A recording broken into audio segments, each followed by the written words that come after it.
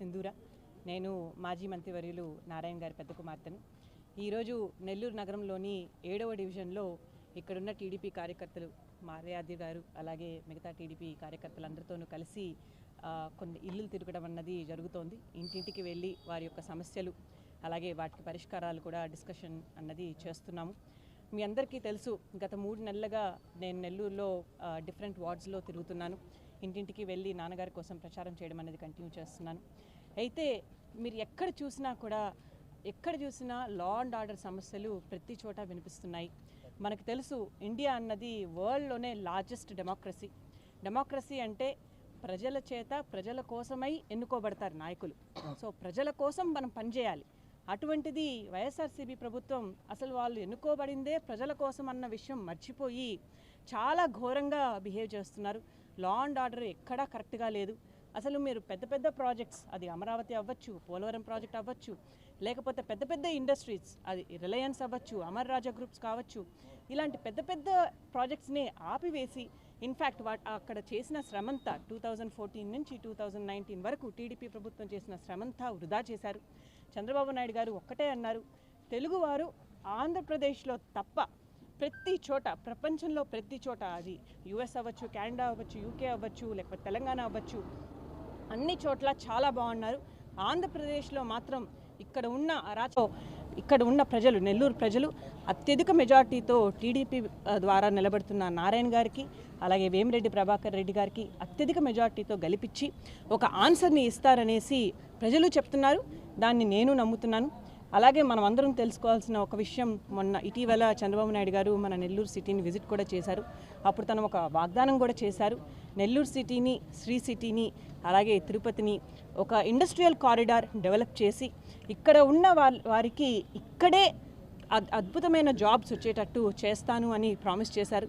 నెల్లూరుని ఒక hardware hub లాగా కూడా చేస్తాము, మంచి మ్యానుఫ్యాక్చరింగ్ ఇండస్ట్రీస్ని ఇక్కడ తీసుకొచ్చి ఇక్కడే చదువుకున్న పిల్లలు ఎంతో అద్భుతంగా, ఎంతో తెలివితేటలతో ఇంజనీరింగ్, మెడిసిన్, సిఏ, లాయర్లు, ఇలా ఎంతో బాగా చదువుకున్న పిల్లలు ఉన్నారు. వాళ్ళకి మంచి జాబ్స్ ఇప్పించడం అన్నది చేస్తాము. స్కిల్ డెవలప్మెంట్ సెంటర్ కూడా మళ్ళీ రీస్టార్ట్ చేస్తామని తను వాగ్దానం చేశారు. అవన్నీ చేసి 20 lakh జాబ్స్ స్టేట్ వైడ్, అలాగే నెల్లూరుకి ప్రత్యేకంగా హార్డ్వేర్ హబ్గా చేయడానికి వాళ్ళు ప్రయత్నిస్తారు. దాన్ని నారాయణ గారు తూచా తప్పకుండా పాటించి ఆ నిధుల్ని, దానికి కావాల్సిన నిధుల్ని తీసుకొస్తారని కూడా మీ అందరికీ ఇక్కడ ప్రామిస్ చేస్తున్నాను. అలాగే మనమందరం గుర్తుపెట్టుకోవాల్సింది పెన్షన్లు. ఈరోజు స్టేట్ మొత్తం వృద్ధులు, అలాగే హ్యాండిక్యాప్ పీపుల్, అలాగే పాపం వాళ్ళ హస్బెండ్ కానీ ఇంట్లో ఎర్న్ చేసే వాళ్ళని పోగొట్టుకున్న వాళ్ళు ఎంతో సఫర్ అవుతున్నారు. వాళ్ళకి ఇచ్చే పెన్షనే 3,000.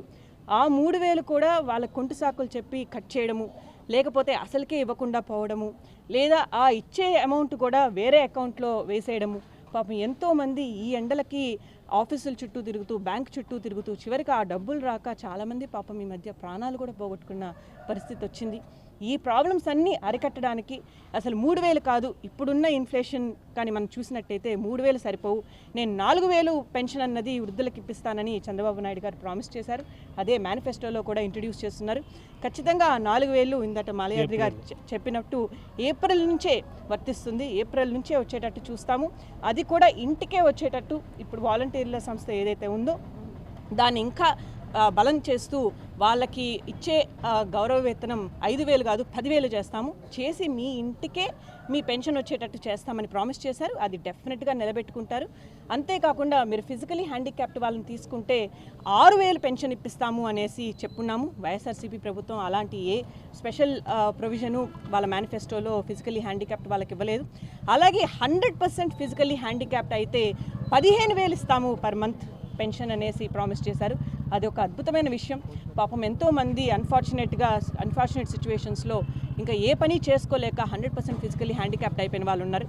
వాళ్ళకి ఇది ఒక అమృతంలాగా న్యూస్ అనేసి నేను అనుకుంటున్నాను. అలాగే మీరు కానీ తలసేమియా లేదా కిడ్నీ లాంటి క్రానిక్ డిసీజ్ కండిషన్స్తో సఫర్ అవుతున్న వాళ్ళని తీసుకుంటే వాళ్ళకి 10,000 పెన్షన్ ఇప్పిస్తాము అనేసి కూడా చెప్పున్నాము. అలాగే వెనకబడిన తరగతి వాళ్ళని తీసుకున్నట్టయితే అది బీసీలు అవ్వచ్చు, ముస్లింలు అవ్వచ్చు, ఎస్సీలు అవ్వచ్చు, ఎస్టీ